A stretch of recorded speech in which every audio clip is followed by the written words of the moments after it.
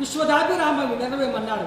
ఏమన్నా రాళ్ళు తీసుకొచ్చి గుడి కట్టేస్తాను, ఒక బొమ్మని తయారు చేసి పెట్టేసి నువ్వు నన్ను కాపాడుంటే నువ్వు కట్టిన గుడి, నువ్వు పెట్టిన బొమ్మ నిన్నెట్లా రక్షిస్తుందయ్యా అని ప్రశ్నించుకోరా.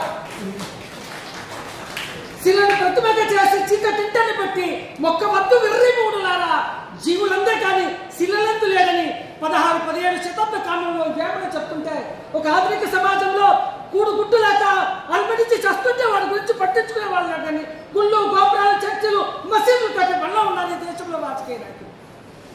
ప్రశ్నించే ప్రజలు లేనంత కాలం నాయకుడు దుర్మార్గమైన పాలన ఉంటుంది.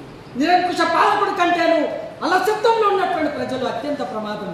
కాబట్టి ప్రజల్లో ప్రశ్నించే తత్వం లేనంత కాలం ఈ సమాజం ప్రగతి బాటలో కడుపు కూడా ముందుకు పోతుంది. కాబట్టి ప్రశ్నించే తత్వాన్ని, ఆలోచన విధానాన్ని, తాత్విక చింతనని సమాజం కలగజేసినప్పుడే అది సంపూర్ణ ప్రగతిని సాధిస్తుంది. అది జన విద్యా సంస్థలు చాలా పట్టుదలతో పనిచేస్తున్నాయి. వారికి సామాజిక ఉద్యమాలు వందనాలు తెలియజేస్తూ మాకు అవకాశం ఇచ్చినందుకు థ్యాంక్ యూ.